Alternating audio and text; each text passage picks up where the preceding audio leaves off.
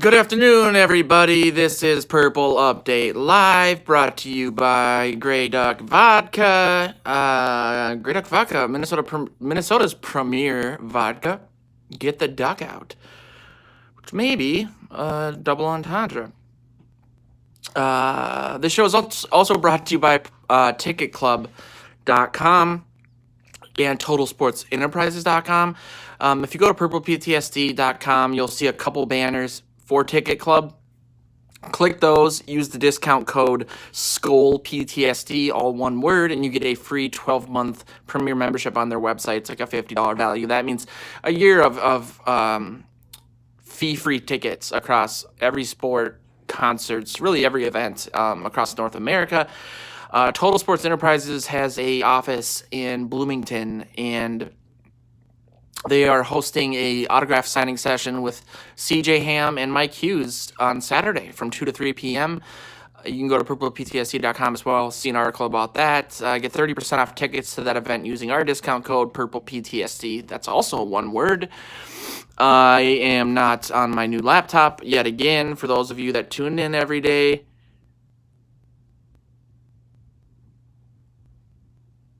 Tang, is the audio messed up, or what do you mean by the? So if you're new to the show, I do a lot of audience participation. I read a lot of your comments and questions on the air. Tang is our number one fan, and he's saying the connection is still messed up. I'm assuming that means that the audio still sounds a little crappy. I can try to do the show from my laptop. I just fear that it doesn't have it might not stay connected. Oh, yeah. I may have. I just didn't want to test it. Or I didn't want it to cut out, especially because I'm running a little behind today. But it's been better. I was actually going to go for my laptop, but one of my cats walked on the keyboard, and I don't know what he said, like airplane mode, and somehow I was unable to type. Like, if I type Minnesota at both ends, I could only do one end. Anything with double letters wasn't working, and it was beeping a lot. So it's a story of my life that there's kitten. I mean, you can hear it. It's incessant, but I love them. Wink. I did shave my neck beard, though, so that's a good sign because I'm not that depressed about the state of the Vikings. Looks like we have some new people on the show. So yeah, like I said, ask any questions you guys want, any comments. I took yesterday off because I didn't want to get too repetitive, especially because we have a lot of the same people here every day, and we seem to be on the same page about a lot of stuff. And so I just didn't want to bark the same things at you. Today I wanted to talk about the playoffs a little bit more, Sunday's game. I just got off the air with KLGR Radio. I do a guest appearance every week on a show called The Scoop there. You can Google it. You'll find it. I think it's my appearance today went up on Twitter just a few minutes ago. Essentially, the best way to put how I feel about the Vikings right now is to go back to an article that I wrote after the Bears game, in which I talked about being one of the board members of the Doom and Gloom Society. Tang might have to join that board with me. Maybe it was a little bit reactionary because of how bad the Bears game was, but the general consensus of that whole Doom and Gloom Society, or the point of it, is that I don't have a lot of faith in this team making a deep run into the playoffs. And there were three main reasons why. One was Cousins and his ability to regress back to the mean, which you guys might not agree with me, but I would say he's one of the positives of this season. There are larger issues, which we'll get into in a second here. The second would be, which Tang and guys, Tang said he'll be the CEO and burn the world down. That's the kind of stuff we talk about off air, Illuminati style. The other was the too cute decision-making of the coaching staff. It seems like whenever there's a big game or a big opportunity, this coaching staff, primarily on defense, but as we saw on Monday night, now it's spread to the offense, tends to go away from everything that got them to where they were, everything that's been successful for them. The offensive game plan Monday night, I'm not seeing a lot of people bitching about it, but it drove me completely crazy. Going away from under center play action rollouts to primarily shotgun 4 receiver wide crap, especially in the first half, which, I know they were winning at halftime, but realistically, they could have won that game had they just done what they have been doing up until that point, which is really statistically for Cousins put together what was up until that point one of the best seasons in team history. Statistically, I think, I know a lot of people think he pads his stats, so on and so forth, but I think we all can agree that he's putting up gaudy numbers, and he's also limiting mistakes. We can agree on that. I think we can disagree on what that means, how they got there, so on and so forth, but that's an objective truth. A side note, I find it very strange that, I'm 35 years old despite my really, really just smooth, amazing skin. I think the key to that is to be a chronic alcoholic for an entire decade and then sweat a lot. I should come up with a skincare line. It's basically bottom shelf vodka and tears. In regards to Cousins, I'm seeing a lot of arguments. I've written this quadrilogy of defending Cousins articles, and a lot of people think that I'm just obsessed with defending Cousins. The reason I do that is because I see just a ton of people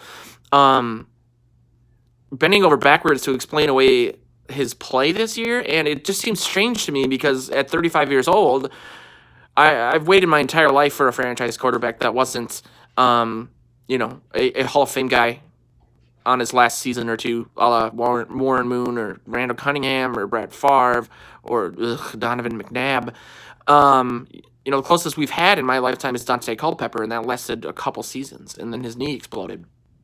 So, I really just chalk that up to people being afraid to admit that they were wrong about Cousins. A lot of people might not write articles or do podcasts like I do, but they have a following on Twitter or on Reddit, and everyone has their, internet soapbox. And so, I don't get it. I mean, if you just replaced Cousins with Teddy and gave him the same exact season, people would be breaking into US Bank Stadium to put him up on the Ring of Honor already. It's just very strange to me. Then again, I was one of the main proponents of bringing Cousins here, and I've talked a lot about that. I think I was the first person in Vikings media to write an article about bringing him here. I mean, the headline was, "I'll be the first to say it, the Vikings need to pull out all the stops to get Cousins." So maybe I'm defending him a little too much. Maybe my Big Ten bias, you can see my Big Ten basketball in the background from 1992, is leaking in. But I think this team has so many more issues than the quarterback position, namely all on the other side of the ball, that it's just strange that people keep saying, well, Cousins hasn't put the team on his back. I would argue that he has. I mean, not just the Broncos game, but the offense has carried this defense this season and to start last season. The defense was a mess to start the season last year. That was admittedly from Zimmer. He tried to, roll out. I think the Eagles game broke his brain in more than one way, and he tried to come together with this huge new defensive scheme. Once he simplified things, which is, again, too cute, the opposite of being too cute is simplifying things. The defense bounced back, but by then it was too late. The offensive line had fallen apart. There was no run game. Dalvin Cook was gone. Cousins didn't play well, but why didn't Cousins play well? I'm not a huge X's and O's guy. I'm not a big PFF guy, analytics, any of that, but I knew that Cousins wasn't good at certain things. One of those things being shotgun plays, plays where you want him to stand in the pocket because he gets happy feet. I think he knows that he can't sense backside pressure, blindside pressure, so he is constantly just in this state of, I'm going to get hit at any second because I don't know when that heat is coming. I think that's why it's super beneficial to roll him out of the pocket, despite his reputation as being a statuesque guy, because it calms him down and makes him think, well, especially rolling to the left, which is the blind side. He's saying, well, I know I'm not going to be hit 'cause I'm running that way, and I can see everyone to my right now, and I know no one's coming from behind. I don't think anyone's really touched on that, because there's always people saying, well, it's really antithetical for a right-handed guy to be doing so well running to his left side. I think it's just a huge testament to his inability to sense that pressure. That having been said, that's a really long way of me saying, yet again, why did they come out with the game plan that they did Monday night? Where they weren't really running the ball even before Dalvin Cook got injured. I don't know. I think that they outsmart themselves when I say they get too cute. I really do. And I'm going to read some of your comments in a second. But I think that, my fear with the bye week was, and I think Tan can attest to this, that there's too much time for them where they get maybe the right game plan about the time that the game would have started during the bye week, and then they have all these extra days, especially with all the players getting like a 4 or 5 day break, to say, well, let's add this wrinkle, let's add that wrinkle. Seattle won't see us. We haven't done this kind of spread offense stuff the entire season. They won't see it coming. This will help us keep their nickel defense on the field. This will help us just dink and dunk and take the crowd out of it. In Seattle, the 12th man will be dead, because we'll be picking up 7 to 8 yards on all these just really aggravating dink and dunk throws that, I guess somebody could argue kind of worked. They put up 23 points on offense. Should have been 24. I don't know. I mean, Seattle's pass defense was one of the worst in the league. It was 29th. You don't need to do that. And if you're going to do it, at least do it in a way that allows you to take advantage of, like, Diggs's yards after the catch ability. I don't know. Or maybe involve your tight ends before the end of the game. I don't know. You have Gary Kubiak. Kyle Rudolph catches 85% of the passes thrown his way on his career. This season, I'm sure he's, outside of a couple deep balls, he's even better than that. It was just infuriating to see, and it's just above and beyond anything. Let's say Xavier Rhodes somehow time traveled back to 2017. I just still have no faith in this coaching staff not outsmarting themselves in the playoffs.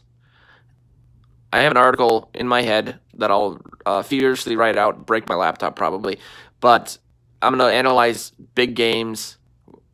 I got to find a way to kind of find what a big game is, define that, but it just feels like if the defense doesn't show up, which they haven't in big games either, the Zimmer has done an amazing job of that. I also think that is a really good example of this coaching staff playing not to lose as opposed to playing to win. At some point, you're going to run out. Seattle did match up very well against our offense on defense. They have 3 great linebackers. Maybe you don't want to run heavy personnel against that. But at some point, you're going to have to do what you do well better than what the opposing team does well to stop it. And I think that I would rather lose saying, well, we did what we did well and they were just better than us, than lose in this way. Well, we went to a scheme that we haven't run all year, and it didn't work. The Chiefs game is an example of that. Then I see post-game comments from Zimmer saying, he basically said that, like, I'm paraphrasing here, but we did things better. Like, some of the things we've been working on, we improved upon, so I'm happy about that. What things? I thought this game was a gigantic regression in every sense of the word. I thought the run defense was awful. When it came down to the final drive and trying to stop Seattle, Carson had 3 runs for 20 yards. That's not good. There's no positive there. Xavier Rhodes imploded. It was one of the worst performances I've ever seen from a Vikings corner. The offense was not good at all. I mean, sure, they put up 24 points, but compared to what they had been, it's just, what did they improve upon is my question. Special teams got just destroyed on that fake punt, which I'm not going to harp on that. That was a brilliant call. I get it.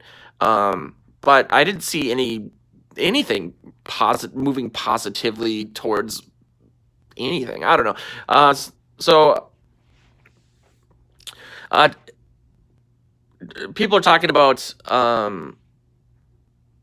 Cousins. I would argue that his worst game was the Packers game. I think he had 43% completion in that game. That was bad. It was worse than the Bears game in that at least you could, in the Bears game, say, well, they also stuffed Dalvin Cook. Cook had a monster game against the Packers. There was that interception everyone focuses on, but also he was under 50% completions, under 45% completions. That's awful. Somebody mentioned that maybe Cook getting injured changed the game plan. Maybe in the second half, maybe they planned to do more play action stuff. But he didn't get injured until the third quarter, and they weren't doing any of that. They actually did more things that we're used to after Cook got injured. They went to the tight ends more, so on and so forth. So I get what they were doing. They were trying to keep the three linebackers off the field as much as possible, keep them in the nickel. But it's strange because you can do that, but then you think, okay, they're 29th in the league in passing yards allowed. That's why they don't want to be in the nickel. So take some more deep shots, or at least give your guys a chance again to run yards after the catch. They didn't do that. It was a lot of Chester Taylor, like run 5 yards, turn around, catch the ball, run to the sideline, catch the ball on the sideline with your back turned to the opponent, go out of bounds, or just like Teddy Bridgewater era stuff. Like what Laquan Treadwell was supposed to be good at. Running, turning, button hooks, like you do in Pee Wee football. It was just infuriating. But I could go on and on about that. And I appreciate you guys, all your comments. A lot of people have commented on not running more screens. I agree with you. I think that, they showed in the Dallas game that you can have an offense, a game plan predicated almost completely on screens. Some people have argued that Madison is better than Cook at catching balls out of the backfield. I think that he is really, at this point in his career, better than Cook was as a rookie. It was hard to say, he got injured. But he is more than a worthy replacement for him. I think he's going to show the league that he is worthy of RB1 money, should he play this weekend. I wonder, and I'll look at you guys in the comment section, and what do you guys think about playing Cook if he isn't 100%? Cook says that it's basically he can't get more injured now. It's a pain management issue, and he really wants to play. Now Zimmer is saying we're not going to play a guy if he's injured. I feel like that's him saying maybe we let Thielen come back before he was ready. They shouldn't need Dalvin this weekend. Again, I think Madison is a worthy replacement for him. And I also think that they shouldn't have any trouble with the Lions. But they're playing Blau, who's a backup, and they've lost to 2 backups this season. So I also know that and you guys know this too, they struggled against the Lions for whatever reason under Zimmer's tenure. So we'll see. I mean, the Lions don't have a whole lot to play for outside of Patricia and maybe being worried about losing his job. I think it'd be a little early to pull the plug on that, but it's the Lions. They shouldn't have got rid of Caldwell in the first place. So we'll see. Tang mentioned something that I think is a really interesting talking point, and that's whether or not Zimmer has the balls to bench Rhodes. He benched him for a play after he got burned on that 60-yard touchdown by Moore, and he flipped out. I took that flipping out as him saying this isn't fair, and perhaps that, and I'm still seeing this, that he thought he had safety help. If he thought he legitimately had safety help on that play, then it's worse than we even think it is, because they practice these plays over and over and over again. He knew on that play he didn't have safety help just from the X's and O's standpoint. Eyes closed. Eyes open, he also saw Harrison Smith in front of him, or he should have, unless he has like T-Rex vision and only can see people when they're moving. And so I don't know what would be worse, him lying in that instance or him actually thinking he had safety help when he didn't. Beyond that, he just got beat. I mean, to think you have it was one-on-one coverage, there was nobody else over there, and he looked like me running after that guy. Running after Moore. He looked slow. He looked hobbled. And so just saying I thought I had safety help doesn't make any difference because he wasn't like checking off of more to cover maybe a play action, or it wasn't a zone read. You know what I mean? Like he just got beat, and his answer is, "Well, if I is assuming he still is saying this, I thought I had safety help. It doesn't matter. You still got beat." So you're just basically saying someone should have been there to bail me out. The result is still the same. You got completely beat by the third receiver on their depth chart, who, the Seahawks aren't necessarily known for their wide receiver depth.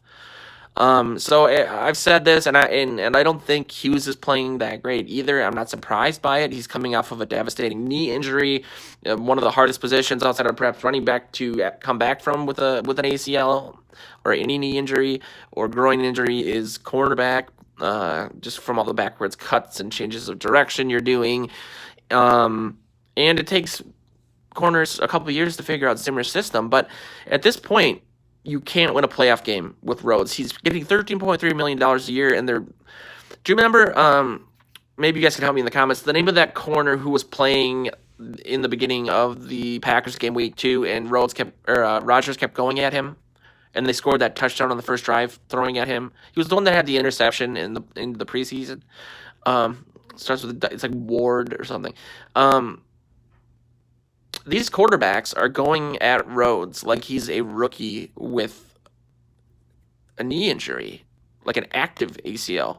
How many times, I've said this before, I said this on Tuesday, but how many times did we see Waynes on Monday night? Twice? 3 times? They were going after Rhodes on almost every passing play. He is a gigantic liability, and if he isn't better after the bye week, I had hope. For some reason, I'm stupid. I had hope that he would get healthy enough, or, there's always talk about them going back to basics during the bye week and reteaching fundamentals, and I thought maybe Rhodes is just not acclimating well to the fact that he's getting older, slower, and he's beat up, and he is in oftentimes okay position. He's just not getting his head around or his hand up because he's used to his body being there maybe a split second earlier, so on and so forth. He was worse in that game than I've ever seen him, and there's no answer there. He's not going to fix it. He's imploding. I mean, he's imploding. And so at this point, you're going to have to put Holton Hill out there. You're going to have to put Mike Hughes out there. A lot of people have said put Curse out there, even though Curse hasn't really played a whole lot of outside corner. He's more of a nickel guy. But if a guy that big can play nickel, I can't imagine he'd be worse than Rhodes. I mean, it's a completely different skill set. Obviously, it's a completely different playbook. I don't know at this point if he knows enough about what his role would be in those instances, but you got to do something. I mean, you have 4 games until the playoffs. You got to patch this together somehow. Whether it's Hughes, whether it's Holton Hill, whether it's Curse, whether it's some combination therein, whether it's Terrence Newman coming out of retirement. I don't know. It's extremely disconcerting, as is the 218 yards they give up in the run game.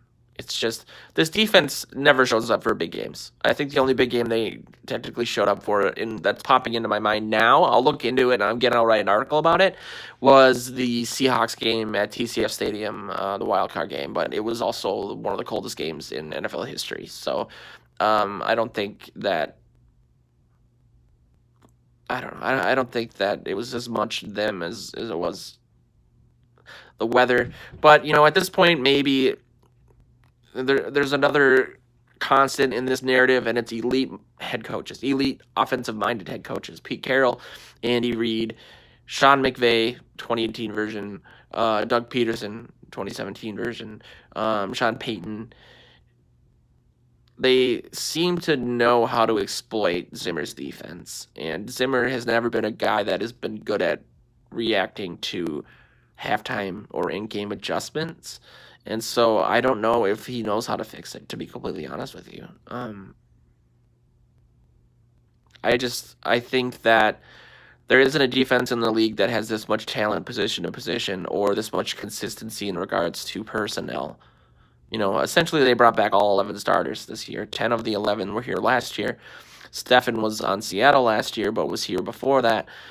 The results should be better than this. And for some reason, people still want to blame Cousins as if the defense hasn't been a shell of its former self. I mean, think of the rationale that existed when we brought Cousins in.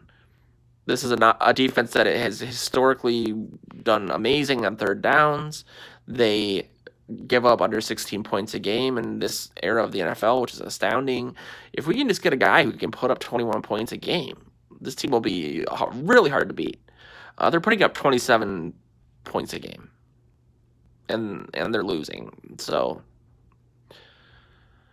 all right, to the comments before I go.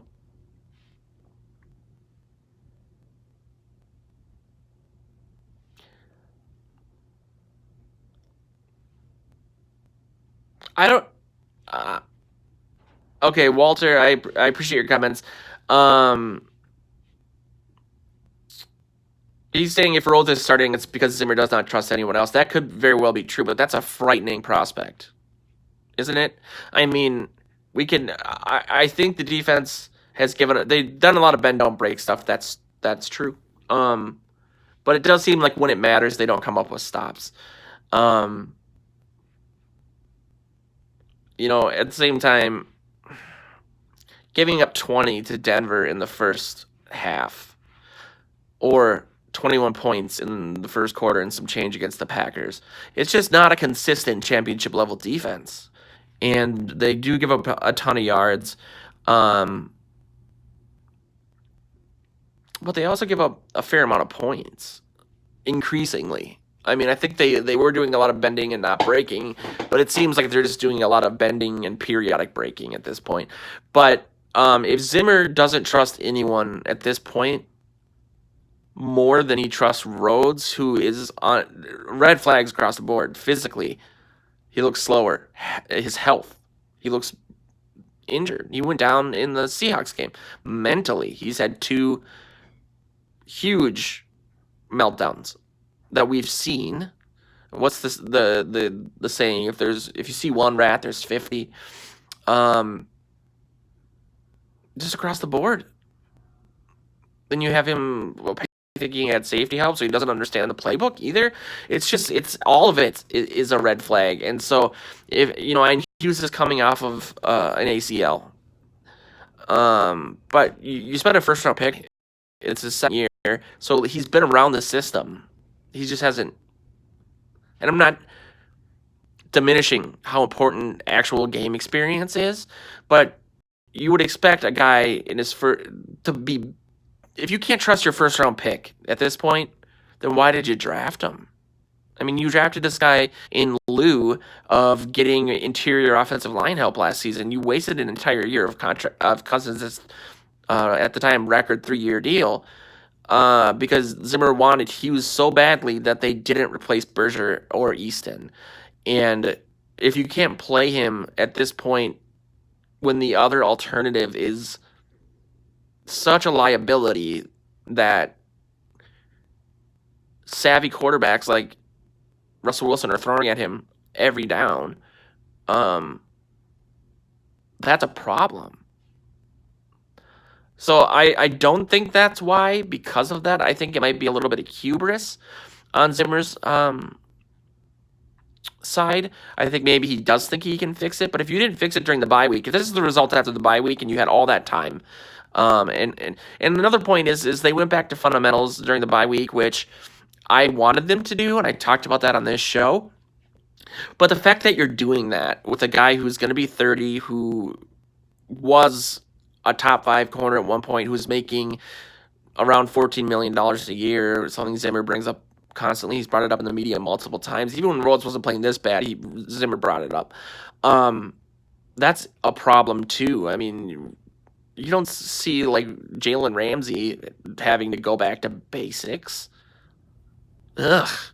It's just really weird that everything else, for the most part, has been good. But the secondary, the reason Zimmer was a coach for so long in the NFL. It's his position. We've used a ton of draft capital, 3 first-round picks, 1 second-round pick, a ton of salary cap space, and the weakest link anyway, is that, and we don't have an answer to it. If that doesn't sum up the Zimmer era, I don't know what will.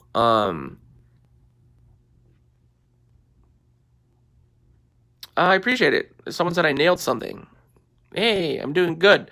It's really cool that we're seeing some new people participating. That's awesome. Tang is kind of the ringleader here. He's been here for every show.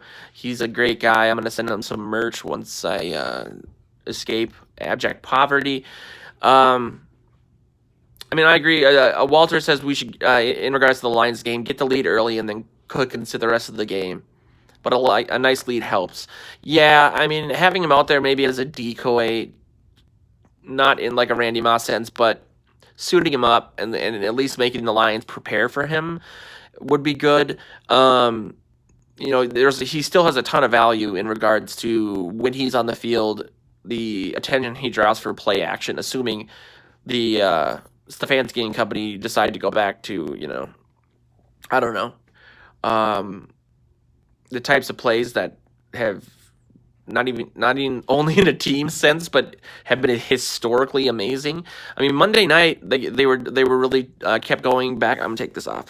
They kept going back to the fact that Russell Wilson and Kirk Cousins were like the number 1 and the number 2 guys in the league in regards to play action, and they're like performing at like this historically great level in that regard. And their passer rating is this and that. I regret taking my hat off.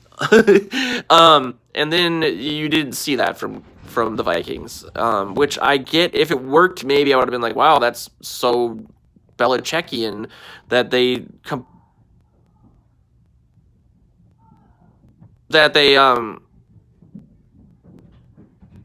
did that.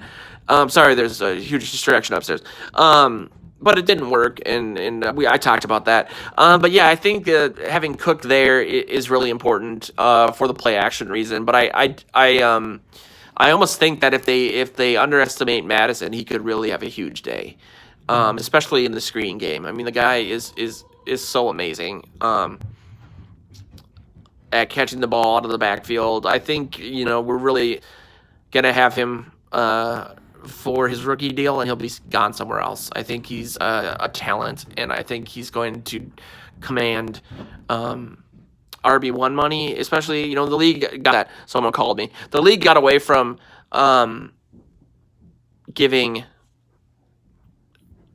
a lot of money to running backs or drafting them early, and I think they're going back towards that with Zeke and Saquon Barkley and Kamara and Dalvin and Christian McCaffrey, and so I think that someone's going to invest heavily in Madison, and I'm happy he's here because we don't know how long Cook is going to last, either. Knock on wood, but the question is, can Cook really suit up for the Lions if he doesn't practice? Yeah, he could. I mean, there's no rule against it if that's your question. Should he is a different question. I think there's value in that, again, in making them prepare for it, and also in regards to just